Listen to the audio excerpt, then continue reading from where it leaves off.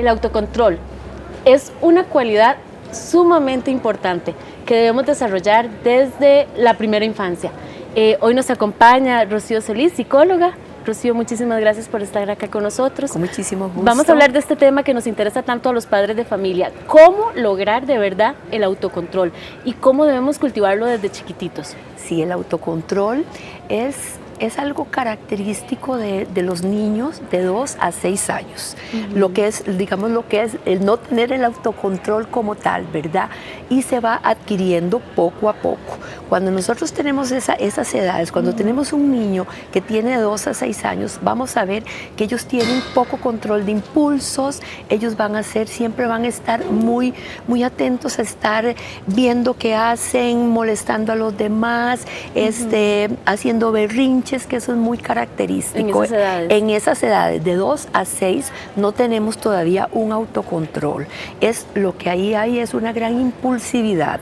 Entonces nosotros tenemos que ir observando eso y viendo que a partir de los 6 años y medio, cuando llega a los 7 años que los niños empiezan a entrar en otra etapa de desarrollo.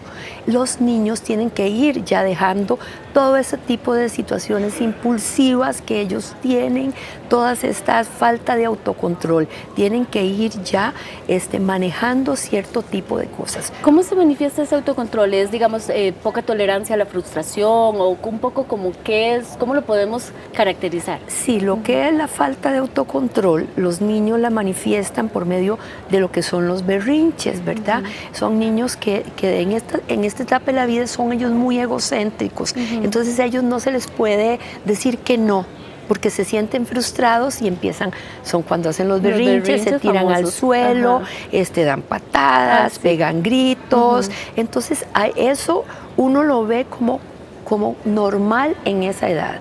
Nosotros tenemos que empezar a medir, y cuando vemos que nuestros hijos, nuestros niños en la misma escuela o en el mismo kinder, ya estos chicos constantemente están en eso, hay que poner atención y ver cuáles son las causas que están llevando a que este niño no vaya teniendo ese proceso de autocontrolarse. Es algo que debemos irlo introyectando y lo tenemos que ir enseñando. Y doña Rocío, digamos, ¿qué es lo peligroso de que un niño no tenga autocontrol? ¿En qué se puede manifestar más adelante? Es tremendo, porque vamos a tener problemas graves de conducta. Son los casos de niños que no pegan en ninguna escuela porque son niños que no saben esperar turno, son niños que no tienen tolerancia a otros niños, pelean todo el tiempo por el juego, no tienen esa socialización y empiezan a tener ciertas características de conducta que nos va llevando a otros problemas más graves. Y en los adultos, ya se manifiesta en los adultos, y eso no se maneja como debe ser, no se tiene, digamos, ese autocontrol desde niño, de manera muy peligrosa, porque son las conductas acting out que nosotros llamamos muchísimo impulsividad, ¿verdad? Enfrentarse a los peligros de una manera que no es la normal. Esto ya serían las etapas de la adolescencia, y en el adulto podríamos entrar en otro y digamos, el autocontrol también puede incidir en que un muchacho ya adolescente empiece a tener problemas, digamos, más proclive al consumo de drogas, al no poder, digamos, frenarse, a no poder decir no. Incluso, no sé, más adelante hasta tener problemas ya económicos porque no se sabe frenar con las tarjetas, etcétera, o de adulto, como decíamos, ¿verdad? En la calle, la violencia. Exacto. Todo eso es parte del autocontrol, y el autocontrol se va adquiriendo desde niño. Lo que yo quiero es que quede claro es que de 2 a 6 años eso es normal, digamos, que los niños no tengan autocontrol. A partir de los 6 años y medio, 7 años, el niño ya tiene que tener ciertas características de autocontrol y tiene que saber que hay ciertos límites. Cuando nosotros vemos que no sucede esto, tenemos que ver las causas. Algunas causas pueden ser, vean lo importante de esto, de ver las causas, es una gran sobreestimulación por lo que son los aparatos electrónicos. Eso es importante, más en este momento que los niños están tan conectados. Y sin satanizar lo que son los aparatos electrónicos, ¿verdad? Pero sí es importante que los padres de familia sepan que si no hay un control adecuado del manejo y del uso en el tiempo, ¿verdad?, de este tipo de aparatos, esto puede crear ciertas situaciones. Nosotros los psicólogos llamamos eso, se llama la exposición demasiado sensorial, digamos, es demasiado estimulación sensorial que se da en los niños y lo que ven ellos en internet y todo ese tipo de cosas. Eso puede ser una causa. Una causa, la falta de límites en el hogar. Exacto. Los padres de familia que no saben decir que no. Les da miedo. Les da miedo decirles que no a los niños, ¿verdad? Por eso siempre uno ve cuál es el ambiente en que se desenvuelve el pequeño, ¿verdad?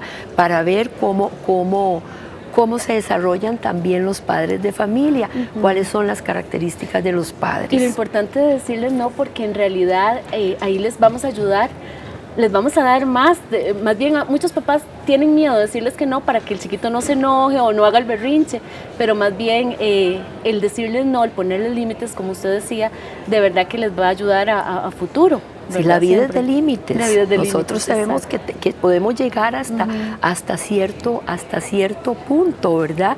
Y no podemos saber que la vida todo lo vamos a tener de manera fácil. Los padres de familia a veces no queremos hacer sufrir a nuestros hijos y que no pasen necesidades, que no pasen un montón de cosas, pero estamos haciendo personas que no son tolerantes a la frustración, que tienen falta de límites y que tienen poco autocontrol en la vida. Sí, cuando lleguen a los trabajos, se encuentren con alguna situación, entonces explotan, se van, los dejan, no terminan porque no se sienten satisfechos, ¿verdad? Doña Rocío, y ya exactamente consejos que le podemos dar a los lectores. ¿Qué les podemos decir a los oyentes y a todas las personas que nos están viendo? ¿Qué les podemos decir en cuanto a cómo manejar la situación con nuestros niños? Sí, es importante, digamos, que las técnicas que se pueden utilizar es, digamos, la respiración. La respiración es muy importante, ponerlos a que respiren cuando los vemos que se están poniendo con esos berrinchosos, ¿verdad? Y con esas cuestiones explosivas, ponerlos a que respiren. También es enfrentarlos con sus propios sentimientos, decirles: ¿cómo te has puesto de enojado o enojada? Porque no te dejé brincar en los sillones y sabes que ahí no tenés que hacerlos. Entonces, que ellos vayan viendo, ¿verdad? Conociendo y se vayan sintiendo.